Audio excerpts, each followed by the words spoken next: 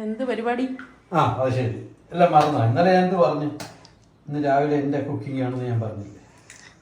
കൊളാക്കോ? ഇപ്പം എത്ര കുളമാക്കിയിട്ടുള്ളത് ഞാൻ പറ. ഈ ആൾക്കാരടുത്ത് നീ തെറ്റിദ്ധരിപ്പിക്കല്ലേ. നമ്മൾ എന്തെങ്കിലും ഉണ്ടാക്കി കഴിഞ്ഞാൽ നമ്മളുണ്ടാക്കിയാലും ശരിയാവും. ഓ, അങ്ങനെയാണ് കാര്യങ്ങൾ. രാവിലെ ഓർമ്മയുണ്ടല്ലോ, മോളെ കൊണ്ടുപോകേണ്ട ദിവസമാണ്. മറന്നു പോകണ്ട. അത് മറക്കുവോ?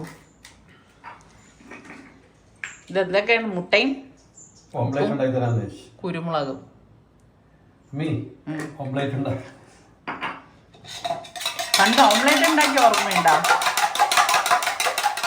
അടുപ്പില്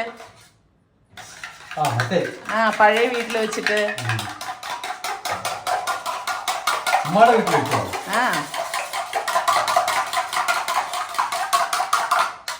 അപ്പൊ നീ വന്നോണ്ട് കൊള്ളാം. എന്തെന്നറിയോ, ഞാൻ ഇങ്ങനെ ആലോചിച്ചോണ്ടിരിക്കുകയാണ്. നീ പൈപ്പാൻ ഏത് ഉപയോഗിക്കാന്നുള്ളത് ഏതെങ്കിലും എടുത്താൽ നീ നന്നായി.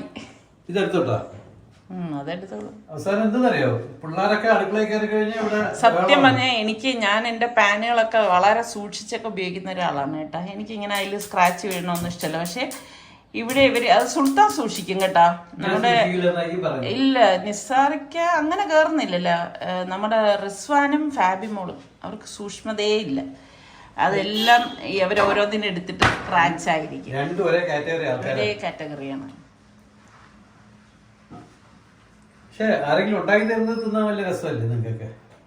അങ്ങനെ രസമുള്ളവരുണ്ടാവുമായിരിക്കാം. പക്ഷെ എനിക്ക് അത്ര രസമൊന്നുമല്ല. അയ്യോ, ഞാൻ ഇന്നലെ ഒരു കാര്യം കണ്ടിട്ടാണ് ഞാൻ ഇത് തുടങ്ങാന്ന് വിചാരിച്ചത്. നല്ല ബാക്കിയുണ്ടല്ലോ അല്ലേ? ചപ്പാത്തി ബാക്കിയുണ്ടല്ലോ. ചപ്പാത്തിയാണ് കാസറോളിലിരിക്കുന്നത്. പിന്നെ നിങ്ങൾ ഉണ്ടാക്കും, എന്താണ് ഉണ്ടാക്കുന്നതെന്നൊക്കെ വിചാരിക്കുമായിരിക്കും അല്ലേ? ഒരു ഉപകാരം ചെയ്യും എനിക്ക്.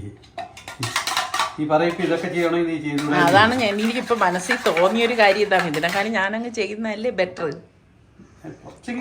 ഇത്ര കൊതിയാ സഹായിക്കാന്ന് പറയുമ്പോഴത്തേക്ക് അത് കുഴപ്പമായിരുന്നു. എന്തോന്നാണ് വേണ്ടത്?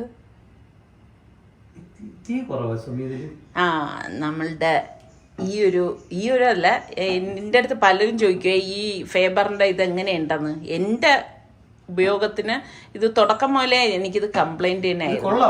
സമാധാനത്തിൽ ആൾക്കാർ ചെയ്യുന്നു. പക്ഷെ ഫ്ലെയിം നന്നായിട്ട് വരുന്നില്ല. അവരുടെ അടുത്ത് നമ്മൾ പറഞ്ഞപ്പോ കണ്ട ഇത്രയെല്ലാം നന്നായിട്ട് കത്തേണ്ടല്ലേ. അപ്പൊ ഞാൻ ആ കമ്പനിയിൽ അവരുടെ അടുത്ത് സർവീസിന് പറഞ്ഞു. അവര് വന്ന് സർവീസ് ചെയ്തു പോയിട്ടൊന്നും ഒരു മാറ്റവും ഇല്ലെന്ന്. ഇപ്പൊ ഞാൻ വിചാരിക്കണത് പുതിയ ഏതെങ്കിലും ഒരു ബ്രാൻഡ് വാങ്ങിച്ചു വെക്കാന്നാണ്. എനിക്ക് എന്തെടുത്ത് തരണം എന്ന് പറഞ്ഞാൽ പറഞ്ഞില്ല. ഇതാവുന്ന സമയം കൊണ്ട് എടുത്ത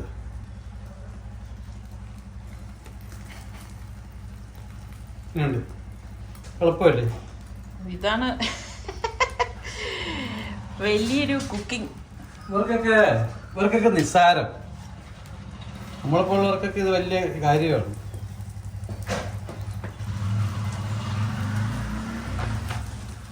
ഞാൻ ഇപ്പൊ ആലോചിക്കുകയായിരുന്നു, ചപ്പാത്തി ഏകദേശം കറക്റ്റ് ചപ്പാത്തി ആലോചിച്ച് നോക്കിയാ വിശറി പോലെ അവിടെ അവിടെ കിടക്കും.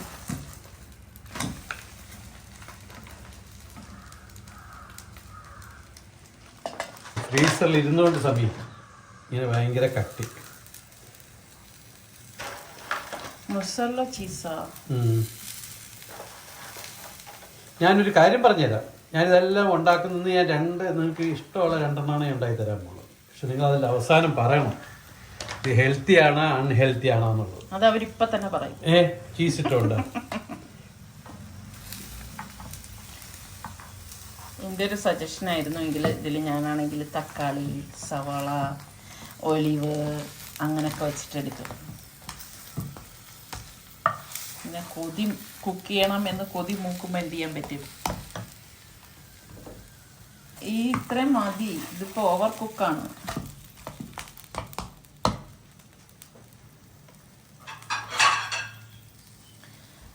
വേറൊരു കാര്യം, നമ്മളുടെ വ്യൂവേഴ്സിലെ ഇതുപോലെ കുക്ക് ചെയ്യാൻ ഇഷ്ടമുള്ള ഭർത്താക്കന്മാരുള്ളവരൊക്കെ ഒന്ന് കമന്റ് ചെയ്യട്ടെ. പക്ഷെ ഇഷ്ടമില്ലാത്ത ആരെയാണ് സമയം? അല്ല അയ്യോ ഒരുപാട് പേരുണ്ട്. ഇഷ്ടമില്ലാത്തവരും ഒന്ന് കമന്റ് ചെയ്യട്ടോ. അതായത് നിങ്ങളെ സഹായിക്കാൻ താല്പര്യമില്ലാത്ത ഭർത്താക്കന്മാർ ഒരുപാട് പേര്. നിങ്ങൾ എന്ത് വിചാരിച്ച എല്ലാവരും ഭയങ്കര ഹെൽപ്പ് എന്നൊക്കെയാണ്. പാവങ്ങളെ സഹായിക്കാത്ത എത്രയോ പേരുണ്ടാവും എന്നറിയാവോ. കുറ്റം മാത്രം പറയുന്ന ആൾക്കാരുണ്ടാവും. എണ്ണ കഴിക്കണ്ടേ? എണ്ണ കഴിക്കാതെ ഒരു സുഖം ഉണ്ടാവില്ല. ഇത് സാമ്പിളാണ്. നാളെ നിങ്ങൾ ഉണ്ടാക്കി നമുക്ക് തരാം.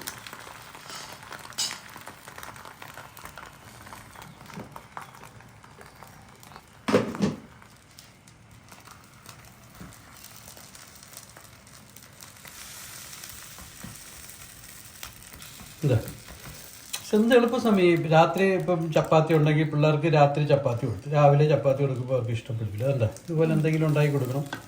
ഇതൊന്നും ഇത്രയുള്ള സംഭവം.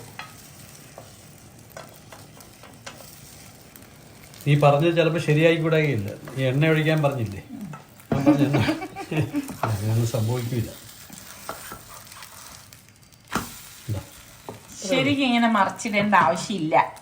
നിങ്ങൾ ഞാൻ വേറെ രീതി നീ എന്ത് പറയുന്നു? എൻ്റെ ഇതിനെപ്പറ്റി ഒന്നും പറയല്ല കേട്ടെ. ഇന്നത്തെ റെസിപ്പി ഇഷ്ടപ്പെട്ടെങ്കിൽ പറയണം. പറയല്ല, നിസാറിക്കാടെ റെസിപ്പി ഇഷ്ടമുള്ളവരൊക്കെ ഒന്ന് ലൈക്ക് കൊടുക്ക്. പണ്ടറിയാമല്ലോ, ആ ലോക്ക്ഡൌൺ ടൈമിലായിരുന്നു ഏറ്റവും കൂടുതൽ കേട്ടാ. തിന്നോക്കട്ടെ ഇപ്പൊ കൊണ്ടാ. ഓ ഞാൻ ഉണ്ടാക്കിയോണ്ട് പറയുമല്ല, അടിപൊളി ഓംലേറ്റ്. ഇപ്പൊ നിങ്ങൾ പറയട്ടാ, ഞാനായിരുന്നെങ്കിൽ ഞാൻ പറഞ്ഞില്ലേ ഇപ്പൊ നിസാറിക്ക് മടക്കി അതിനുള്ളിൽ ടൊമാറ്റോ, ക്യാപ്സിക്കൻ, പിന്നെ അതുപോലെ തന്നെ നമ്മളുടെ കുറച്ച് ഹെർബ്സ് ഇല്ലേ, ഇറ്റാലിയൻ ഹെർബ്സ് ഒക്കെ ഇട്ടെടുക്കുമ്പം അടിപൊളി സൂപ്പർ ആയിരിക്കും. കുറച്ച് ഒലീവ്സ് അത് ഉണ്ടാക്കി വരുന്ന സമയമാണ് ഞാൻ പറഞ്ഞത്. എത്രയും പെട്ടെന്ന് ഉണ്ടാക്കാൻ പറ്റുന്ന റെസിപ്പികളെ പറ്റിയാണ് ഞാൻ പറയുന്നത്. ഇങ്ങനെ കുക്കാവാൻ പാടുള്ളൂ. മറ്റത് ലേശം കളർ ചേഞ്ച് വന്നു. ഇനി ഒന്ന് കട്ട് ചെയ്തേ. പിസ്സ കട്ടർ ആ ഡ്രോയിലുണ്ട്.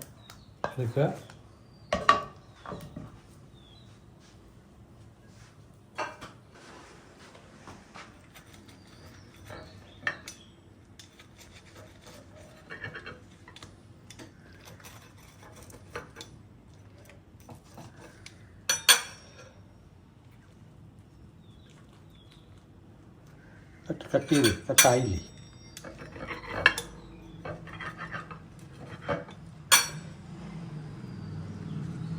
വലിഞ്ഞ് വരേണ്ടതാണ്. എന്താ വലിഞ്ഞു വരും. അത് ആ കട്ട് ചെയ്ത് നമ്മൾ ആ ഒരു ഇതില്ലേ, അതുകൊണ്ട് അങ്ങനെ ആവുന്നതാണ്. കുറച്ച് കട്ട് ചെയ്യുക, ബാക്കി അങ്ങ് എടുക്കുക, വലിക്കുക. പക്ഷെ ഇതിൻ്റെ അകത്തല്ല, കുഴപ്പമില്ല. നമ്മുടെ ആൾക്കാർക്ക് അറിയാം. എന്താ കഴിച്ചിട്ട് പറയും. സ്വന്തമായിട്ട് കഴിച്ച് ഞാൻ തന്നെ പറയണം.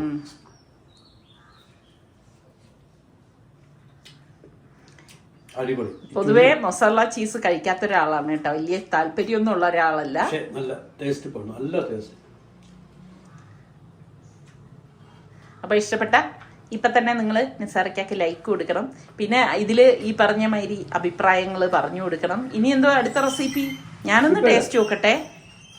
പക്ഷെ എന്തെങ്കിലും ഇതിൻ്റെ കൂടെ കഴിക്കാൻ വേണ്ടേ, അല്ല കുടിക്കാൻ വേണ്ടേ? നിസാറിക്ക കഴിച്ചതിന്റെ ബാക്കി തന്നെ കഴിക്കാം.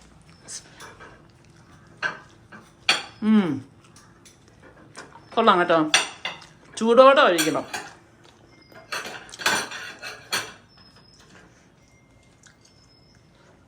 കൊള്ളാം, നല്ല ടേസ്റ്റ് ഉണ്ട്.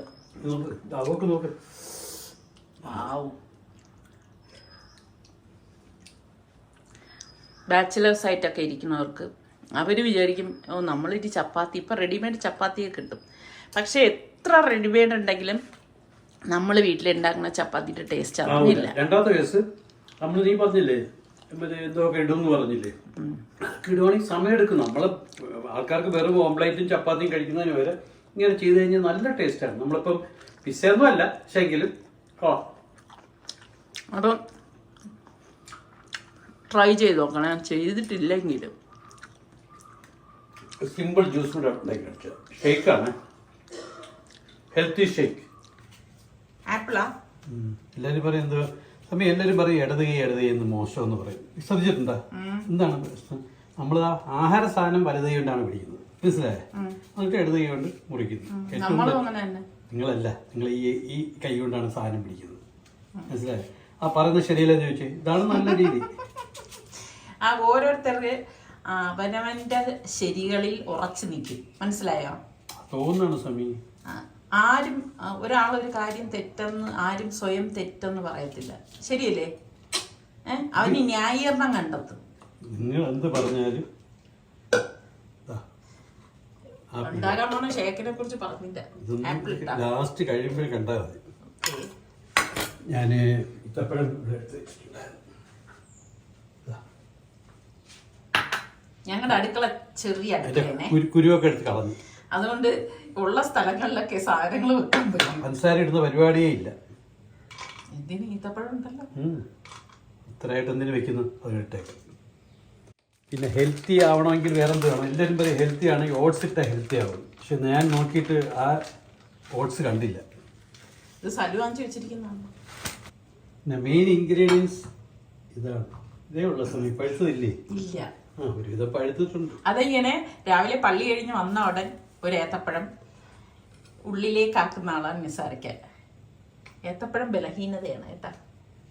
പക്ഷെ ഇപ്പൊ നമ്മുടെ സനമോളും പാതയിലേക്ക് തുടർന്ന് വന്നിരിക്കുകയാണ്.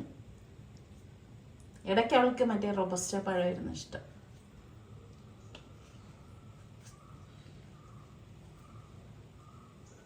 പാലും കൂടെ ഒഴിക്കുക, വേറെ ഒന്നും വേണ്ട. കണ്ടോ?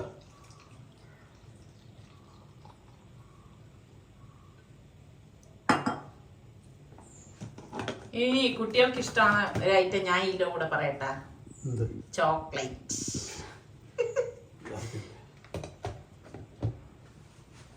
എന്താ നമ്മൾ അകാറോടെ തന്നെ ഇതും എടുത്തത്.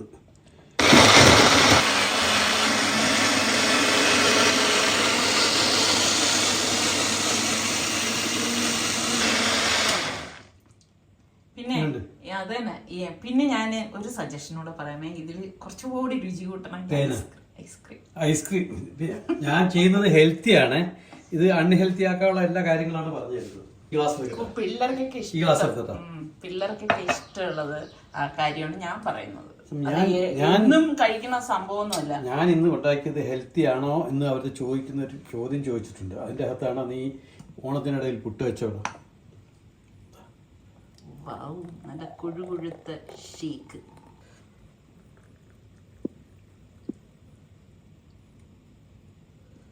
വീഴുന്നുണ്ട.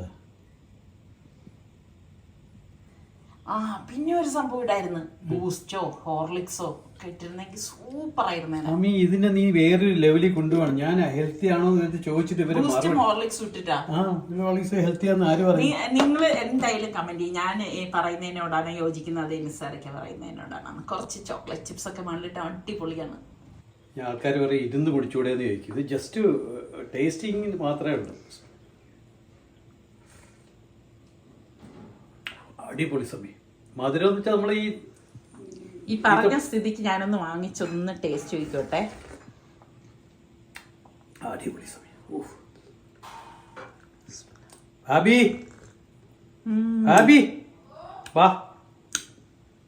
അയ്യോ, മധുരമൊക്കെ എന്തിനല്ലേ. നിങ്ങൾക്ക് ഇന്നത്തെ നിസാറിക്കയുടെ ഈ 2 ചോട്ട റെസിപ്പീസും ഇഷ്ടപ്പെട്ടെങ്കിൽ ഒന്ന് ലൈക്ക് ചെയ്യണം. ഞാൻ വേറെ കാര്യമുണ്ട്. ഞാൻ ചിച്ചുവിനെ പോലെ വ്യൂവേഴ്സിന്റെ അടുത്ത് ഇങ്ങനെ ലൈക്ക് ചെയ്യണം എന്ന് പറഞ്ഞാൽ അവര് ഡിസ്റ്റർബ് ഇല്ല. അവരെടുത്ത് നമ്മൾ ചോദിക്കണം, അതാണ് അവർ. ഇവിടെ നിൽക്കുകയാണോ ഇത്? ഒന്ന് കഴിച്ചു നോക്കിട്ട് കുടിച്ചു നോക്കിട്ട് പറയല്ലേ. ഇതിനോട് നോക്കണം.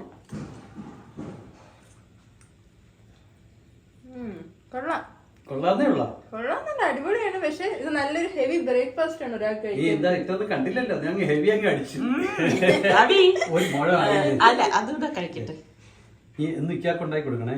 ഈ തടിയൊന്നും അല്ല. ഇതിന്റെ അകത്ത് എന്തൊക്കെ ഉണ്ടെന്ന് പറ. മുട്ട ഉണ്ട്. ഈ ഒരു കാര്യം ഞാൻ പറഞ്ഞേട്ടാ, ചപ്പാത്തി ഉണ്ട്. പിന്നെന്തുണ്ട് ഫാബി?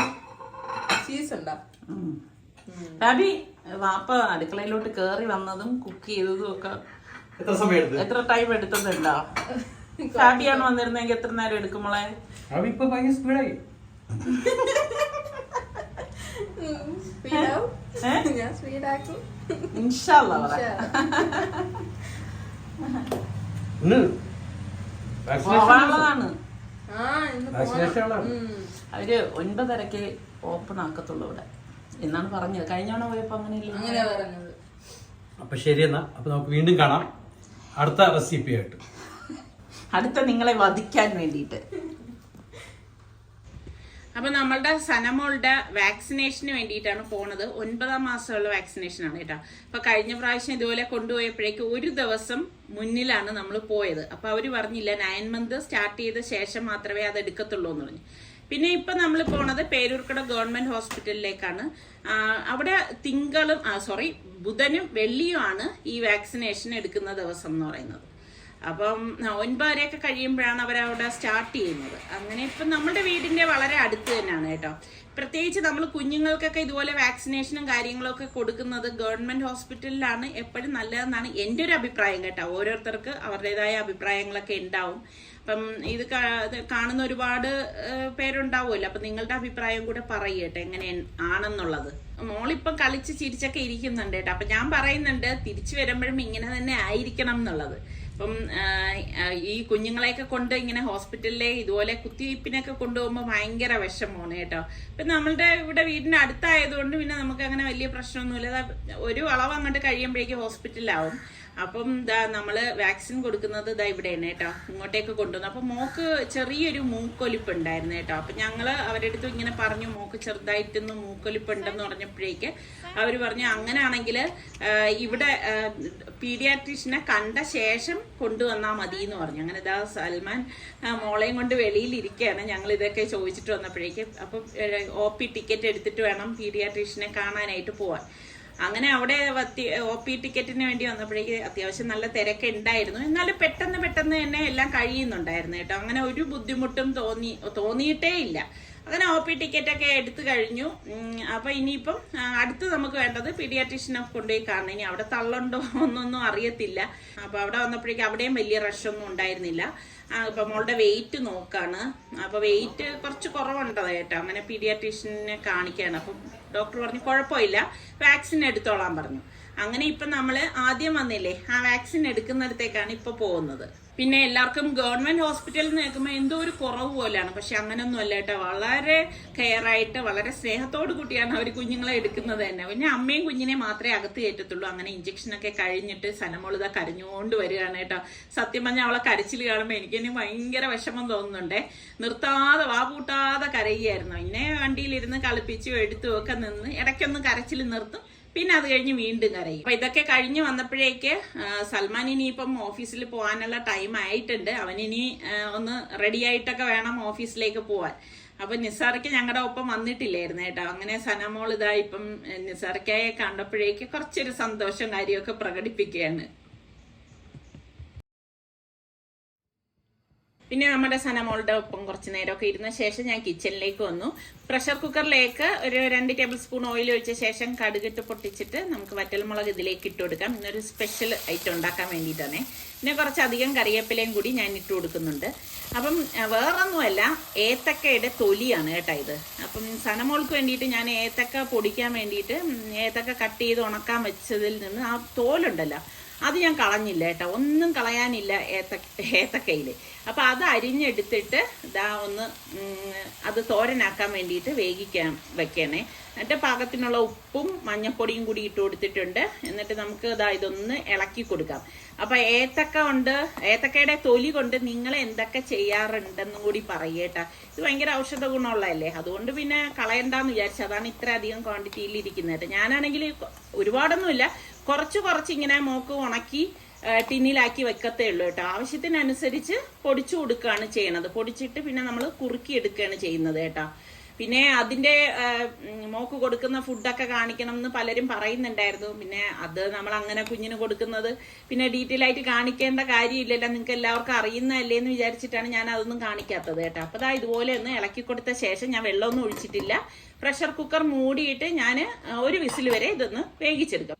അപ്പം അത് വേകുന്ന സമയം കൊണ്ട് നമുക്ക് കറി ഉണ്ടാക്കാൻ വേണ്ടി ഞാൻ ഇവിടെ തേങ്ങയും അതുപോലെ തന്നെ കൊച്ചുള്ളിയും കാശ്മീരി ചില്ലി പൗഡറും മഞ്ഞൾപ്പൊടിയും ഉപ്പും കൂടി ചേർത്തിട്ട് ഒന്ന് കറക്കിയെടുക്കും. കറക്കിയെടുത്ത ശേഷമാണ് ഞാൻ ഇതിലേക്ക് പാകത്തിനുള്ള വെള്ളം കൂടി ഒഴിച്ചിട്ട് ഒന്ന് അരച്ചെടുക്കുന്നത് കേട്ടോ. അപ്പം കറി ഉണ്ടാക്കുമ്പോൾ മിക്കവാറും ഞാൻ ഈ ഒരു രീതിയിൽ തന്നെ ഉണ്ടാക്കുന്നത്. എന്നിട്ട് ഇത് നമുക്ക് ഈ അരപ്പ് മൺചട്ടിയിലേക്ക് ഒഴിച്ചു കൊടുക്കാം. ഒഴിച്ചു കൊടുത്ത ശേഷം നമുക്കിതിലേക്ക് പാകത്തിനുള്ള വെള്ളം കൂടി ഒഴിച്ചു കൊടുക്കുകയാണ് ചെയ്യുന്നത്.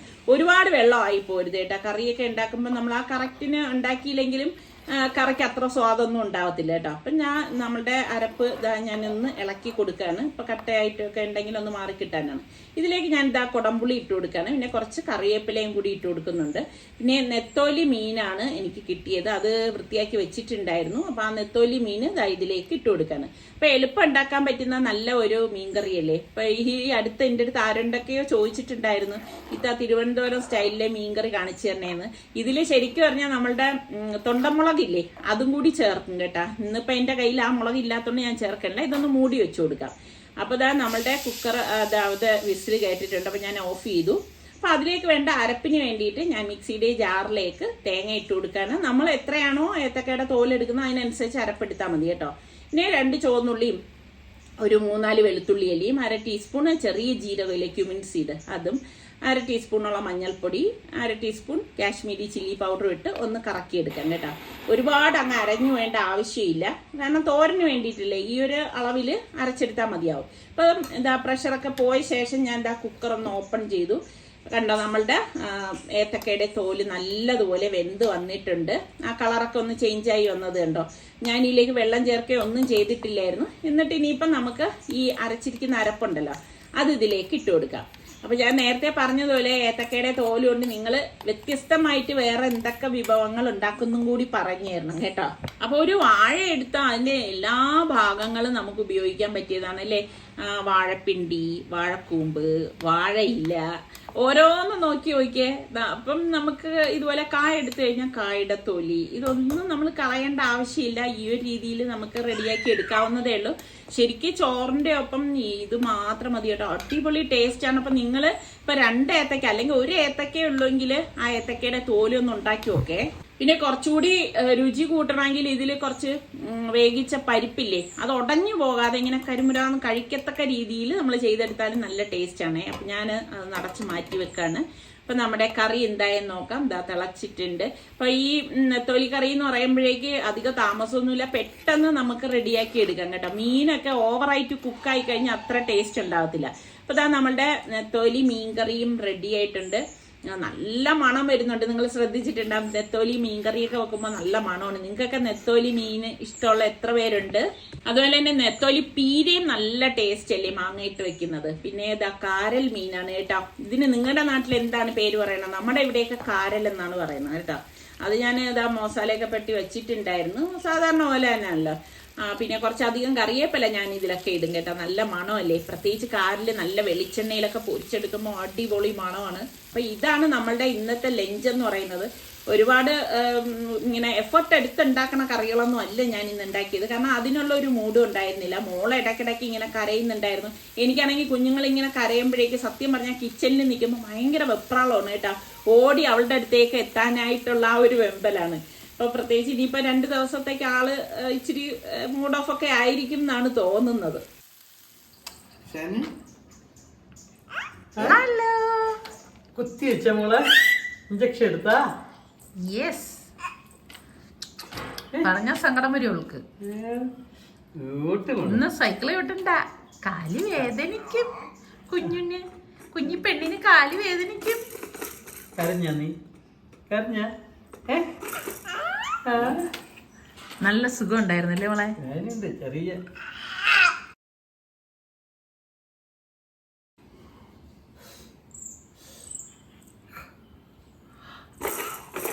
അപ്പയെ കൊണ്ടുപോയില്ലല്ലേ എന്നാ മോൾ?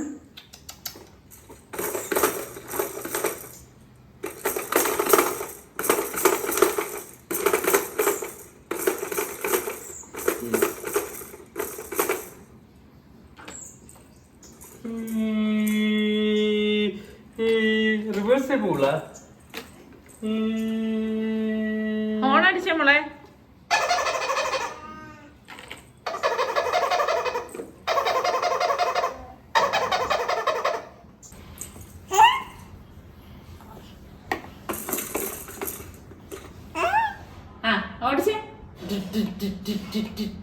ആ വണ്ടി എങ്ങനെ ഓടിക്കുന്ന ചിച്ചു ചോദിക്കുന്ന 8 എടുക്കാനാന്ന്.